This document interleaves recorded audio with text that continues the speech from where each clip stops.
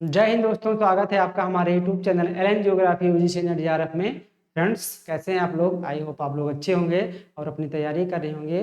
Friends, जैसा कि आप जानते हैं, हम लोग पढ़ रहे हैं इन्वायरमेंटल ज्योग्राफी, और इन्वायरमेंटल ज्योग्राफी में फर्स्ट पेपर जो है उसकी जो इन्वायरमेंट का सेक्शन है और जो आपके कोर ज्योग्राफी का, उसका दोनों हम लोग कंप्लीट कर रहे हैं। उसी क्रम में हमने लास्ट क्लास में डिस्कस किया था नेशनल पार्क के बारे में। आज हम लोग बात करने वाले हैं उसके आगे वाइल्ड लाइफ सेंचुरी, यानी वन्य जीव अभ्यारण्य भारत में कौन कौन से हैं और ये क्या होते हैं, इनकी इंपॉर्टेंसी क्या है। तो चलिए आइए हम लोग देखते हैं और इसके बारे में अच्छे से चर्चा करते हैं। ठीक है, चलिए इसको स्टार्ट करते हैं। वाइल्ड लाइफ सेंचुरी, इसको हिंदी में बोलते हैं वन्य जीव अभ्यारण्य। अभी तक हमने बात किया था नेशनल पार्क के बारे में, अब हम थोड़ा सा बात करेंगे वन्य जीव अभ्यारण्य के बारे में। तो आइए देखते हैं ये होते क्या हैं। तो a wild life sanctuary is an area where animal habitats and their surroundings are protected from any sort of disturbance। ठीक है, तो ये क्या होते हैं? ये एक नेचुरल एरिया के क्षेत्र होते हैं, ठीक है, जो कि क्या किए जाते हैं? प्रोटेक्ट किए जाते हैं। किसके द्वारा? चाहे राज्य सरकार के द्वारा, चाहे केंद्र सरकार के द्वारा। क्यों किए जाते हैं? क्योंकि यहाँ पर जीवों का क्या किया जाता है? संरक्षण किया जाता है। ये लगभग नेशनल पार्क की तरह होते हैं, लेकिन नेशनल पार्क में रिस्ट्रिक्शन ज्यादा होता है। नेशनल पार्क में, राष्ट्रीय उद्यान में किसी भी प्रकार के जो जीव जंतु हैं उसका संरक्षण किया जाता है, वनस्पतियों का संरक्षण किया जाता है। लेकिन जो वाइल्ड लाइफ सेंचुरी होते हैं, ये विशेषकर इसमें क्या होते हैं? एनिमल हैबिटेट्स होते हैं, और ऐसे एनिमल होते हैं, ठीक है, जो कि क्या है? बहुत ही विशिष्ट हैं। जैसे किसी एरिया में केवल हाथी पाया जाता है और ऐसा माना जाता है कि अगर इसका संरक्षण नहीं किया गया तो यहाँ से हाथियां विलुप्त हो जाएंगी, तो उस एरिया को नेशनल पार्क नहीं बल्कि क्या घोषित किया जाएगा?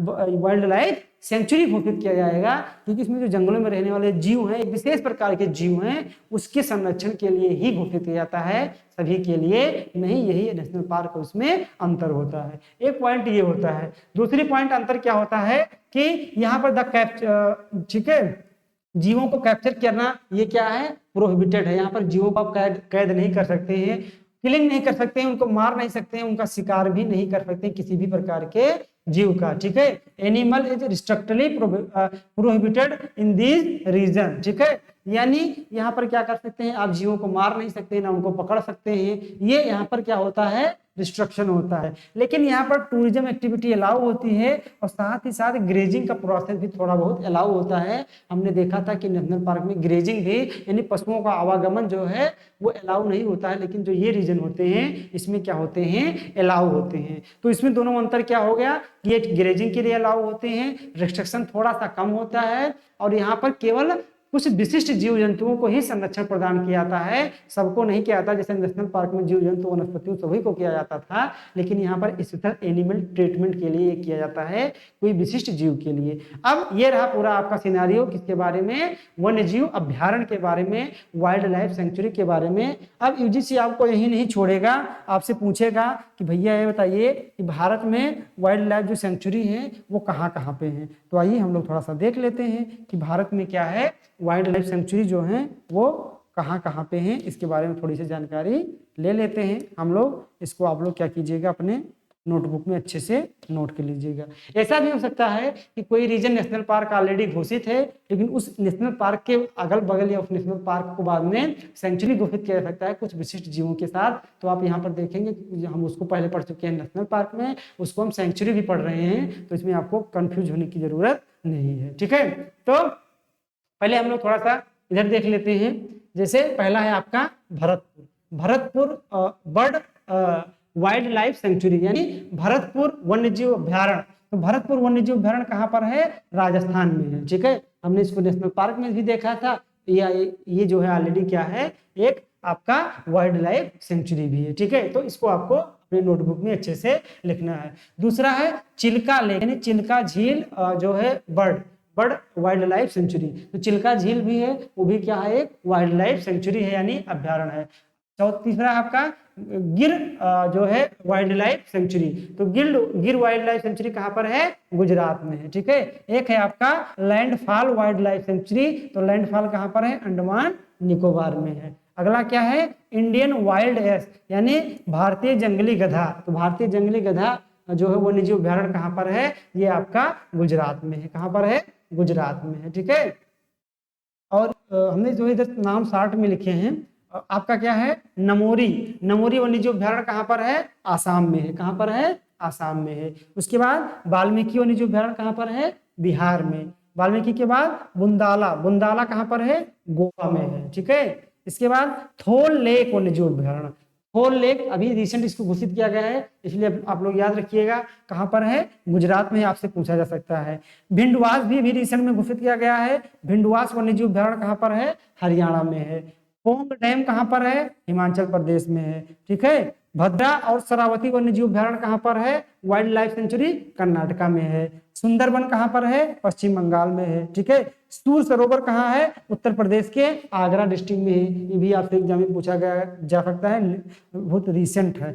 गुमटी वन्यजीव अभ्यारण्य कम से कम 20 बार एग्जाम में पूछा गया, आईएएस जैसे एग्जाम में पूछा गया है, पीसीएस में पूछा गया है, और डिफरेंट कॉम्पिटिटिव एग्जाम में पूछा गया है कि गुमटी वन्यजीव अभ्यारण्य कहाँ पर है, त्रिपुरा में है। और केवलादेव घाना पक्षी विहार कहाँ पर है, राजस्थान में है। इतना आपको याद रखना है वाइल्ड लाइफ सेंचुरी के बारे में।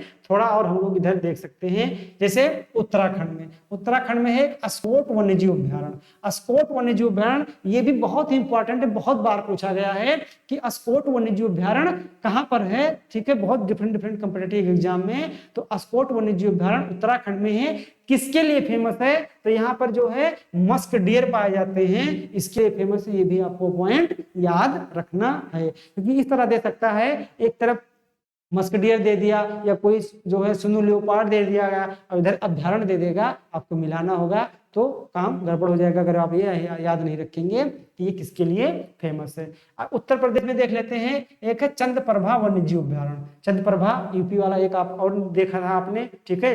अभी सूर सरोवर देखा था कहीं पर आपने। ठीक है। क्या देखा था आपने, सूर सरोवर, और यहाँ पर देख रहे हैं चंद्रप्रभा। ये दोनों कहाँ हैं, यूपी का है। ठीक है। तो ये भी आपको अच्छे से याद होना चाहिए। अगला है Gautam Buddha wild life century, ये कहाँ पर है, बिहार में है।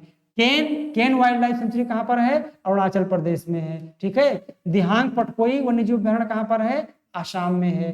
इसको भी आपको याद रखना है। ठीक है। एक है Dampa tiger reserve. Dampa tiger reserve UGC का बहुत फेवरेट है, कई बार पूछा है। कहाँ पर है, मिजोरम में है। कहाँ पर, मिजोरम में है। ठीक है। पलामू टाइगर रिजर्व कहाँ पर है, ये सब वाइल्ड लाइफ सेंचुरी है। ये कहाँ पर है, झारखंड में है। कहाँ पर, झारखंड में। उड़ीसा में कौन सा है, भीतरकणका वाइल्ड लाइफ सेंचुरी, यानी भीतरकणका और जो अभ्यारण्य कहाँ पर है, उड़ीसा में है। ठीक है। तेलंगाना में कौन सा है, नागा अर्जुन श्रीशैलम टाइगर रिजर्व। ठीक है। इसको याद रखिएगा, क्योंकि यहाँ पर आंध्र प्रदेश तेलंगाना में कंफ्यूजन होता है। तो नागा अर्जुन श्रीशैलम कहाँ पर है, ये आपका तेलंगाना में है। आंध्र प्रदेश में क्या है, कोल्लेरू बर्ड सेंचुरी। ठीक है। बर्ड सेंचुरी और कृष्णा वाइल्ड लाइफ सेंचुरी, ये दोनों याद रखिएगा। बर्ड सेंचुरी जैसे आपने देखा कोल्लेरू, आपने घाना पक्षी देखा था। ठीक है। जितने भी बर्ड सेंचुरी आपको बताए जा रहे हैं, यानी पक्षी अभ्यारण्य बताए जा रहे हैं, उसको केवल पक्षी अभ्यारण्य का अलग से लिस्ट बनाइएगा। ये आपसे एग्जाम में पूछेगा मिलाने के लिए, ये बहुत बार पूछा गया है डिफरेंट कॉम्पिटिटिव एग्जाम में। ठीक है। तो कोल्लेरू बर्ड सेंचुरी कहाँ पर है, आंध्र प्रदेश में है। वेदांतगल, ठीक है, वेदांतगल बर्ड सेंचुरी कहाँ पर है, ये आपका तमिलनाडु में है। तो एक आपको मिल गया कोल्लेरू, एक को मिल गया वेदांत। ठीक है। एक आपका कर्नाटका में है रंगनाथिट्टू, आप लोग याद रखिएगा, रंगनाथिट्टू पक्षी अभ्यारण्य, यानी रंगनाथिट्टू वाइल्ड लाइफ सेंचुरी है। रंगनाथिट्टू पक्षी अभ्यारण्य है, ये कहाँ पर है, कर्नाटक में है। पेरियार वाइल्ड लाइफ सेंचुरी कहाँ पर है, केरल में है। तो बर्ड का कितना हो गया, वेदांतगल हो गया, रंगनाथिट्टू हो गया, कोल्लेरू हो गया, और आपने राजस्थान में क्या देखा था, घाना पक्षी विहार देखा था। ठीक है। क्या देखा था, घाना पक्षी विहार। तो राजस्थान में घाना, ये चारों पक्षी विहार आपको अलग से याद रखिएगा। एक तरफ पक्षी विहार, एक तरफ स्टेट का नाम देकर आपसे क्वेश्चन पूछा जाएगा और आप वहीं पर कंफ्यूज हो जाएंगे। ठीक है। तो इतना ये हो गया। गोवा में याद रखना है Salim Ali wild life century, इसको आपको अच्छे से तैयार करना है। ये कच्छ डिजर्ट आपको याद रखना है, गुजरात में। ठीक है। और mount Abu wild life century कहाँ याद रखना है, आपका राजस्थान में। ठीक है। कूनो एक नेशनल पार्क भी है, कूनो एक वाइल्ड लाइफ सेंचुरी भी है, कहाँ पर है, मध्य प्रदेश में। भिंडवास हरियाणा में, सूर सरोवर यूपी में। ये सब रिसेंट के हैं, थोल झील आपका कहाँ पर है, थोल लेक, ये गुजरात में। ये रिसेंट वाले आप लोग अच्छे से तैयार कीजिएगा, क्योंकि रिसेंट वाले पर आपके यूजीसी की बहुत पैनी नजर है और ये आपसे फर्स्ट पेपर में और कोर जियोग्राफी में पूछा जाएगा। ये लिख के ले लीजिए, जो अगर आपका वाइल्ड लाइफ सेंचुरी पूछा जाएगा तो ये जो बर्ड वाला है यही चारों दे दिया जाएगा और चारों आपको स्टेट दे दिया जाएगा, यही पूछा जाएगा। इसको अच्छे से तैयार कीजिएगा। चाहे रंगनाथिट्टू की बात किया जाए, घाना पक्षी विहार की बात किया जाए, आपके जो है कोल्लेरू पक्षी विहार की बात किया जाए, आपके वेदांतगढ़ तमिलनाडु में पाया जाने वाला पक्षी विहार की बात किया जाए। ठीक है, तो इतने पॉइंट्स आपको वाइल्ड लाइफ सेंचुरी में याद रखने हैं। ग्रेजिंग यहाँ पर अलाउ होता है, ये भी आपको याद रखना है। यही राष्ट्रीय उद्यान इसमें डिफरेंस क्रिएट करता है। राष्ट्रीय उद्यान जहाँ पर सभी जीवों के लिए था, यहाँ पर केवल जानवरों के लिए होता है, और वो भी स्पेशल जानवरों के लिए जिसकी सुरक्षा खतरे, जिसकी जो है स्पीसीज क्या है, खतरे में है, जिसको प्रोटेक्शन देने की जरूरत है। ठीक है, तो आई होप आप लोगों को वीडियो अच्छा लगा होगा। वीडियो अच्छा लगा हो तो आप लोग लाइक कीजिए, शेयर कीजिए, चैनल को सब्सक्राइब कीजिए, ज़्यादा से ज़्यादा लोगों को जोड़िए। ठीक है, क्योंकि बस बहुत जल्दी सिलेबस कवर करने वाले हैं हम, और 7-8 फरवरी तक सिलेबस कवर करने के बाद तुरंत आपको जो है यहाँ पर जो है मॉडल आंसर क्वेश्चन कराए जाएंगे। लगभग आपके लिए हमने 1000 से बढ़ाकर 1500 कर दिया है। 1500 आंसर क्वेश्चन कराए जाएंगे आपका 21 फरवरी के पहले तक। ठीक है, बिल्कुल आपको घबराना नहीं है, आपको हमारे साथ बने रहना है। ठीक है, तो मिलते हैं नेक्स्ट वीडियो के साथ। All the best.